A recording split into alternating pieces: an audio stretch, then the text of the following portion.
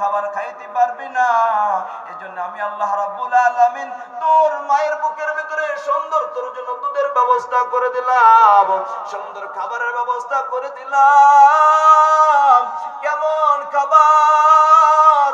যেই খাবারটা বেশি ঘন না, যেই খাবারটা বেশি যেই খাবারটা বেশি ঘন না, বেশি পাতলাও না, যেই খাবারটা বেশি গরমও না, আবার বেশি ঠান্ডাও না। কারণ যদি গরম হয়ে যায় তাহলে তোমার মুখ পড়ে যাইতে পারে, যদি বেশি ঠান্ডা হয়ে যায় তাহলে তোমার ঠান্ডা লেগে যাইতে পারে, যদি ঘন হয়ে যায় তাহলে তোমার পেট নষ্ট হয়ে যাইবে। ও বান্দা, এত সুন্দর খাবারের ব্যবস্থা করে দিলাম। ও বান্দা, তুই দুই বছর লাগায়া, 2.5 বছর লাগায়া তোর মার বুকের দুধ, তোর মার দুধে তোর মার বুকের খাবার খাইছস। খাবার খাওয়ার পর আমি আল্লাহ রাব্বুল আলামিন দেখতেছি এখন তুমি বড় হইতেছ। তোমার এই দুনিয়ার খাবার, তোমার এই সাধারণ খাবারে তোমার পেট ভরবে না।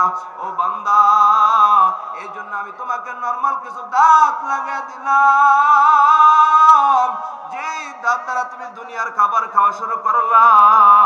দুনিয়ার খাবার খাইতেছ, দুনিয়ার খাবার খাইতেছ, দুনিয়ার খাবার খাই আস্তে আস্তে বড় হয়ে যাইতেছ। এখন আবার আমি আল্লাহ রাব্বুল আলামিন দেখতেছি তোমাকে যেই না দাঁত গুলো আমি আল্লাহ রাব্বুল আলামিন দিয়েছি, এই দাঁত গুলা দ্বারা তুমি দুনিয়ার শক্ত কোনো খাবার খাইতে পারবা না। এই জন্য আবার ওই দাঁত গুলো আমি 7 বছর 8 বছর বয়সে আবার চেঞ্জ করে তোমাকে আবার নতুন কিছু শক্ত দাঁত লাগাই দিলাম রে বান্দা। ওই দাঁত লাগাই দেওয়ার পর তুমি দুনিয়ার শক্ত শক্ত খাবার খাওয়া শুরু করলা। ও বান্দা, তুমি দুনিয়ার খাবার খাইতেছো, আস্তে আস্তে বড় হয়ে যাইতেছো। শুধু তাই না রে বান্দা,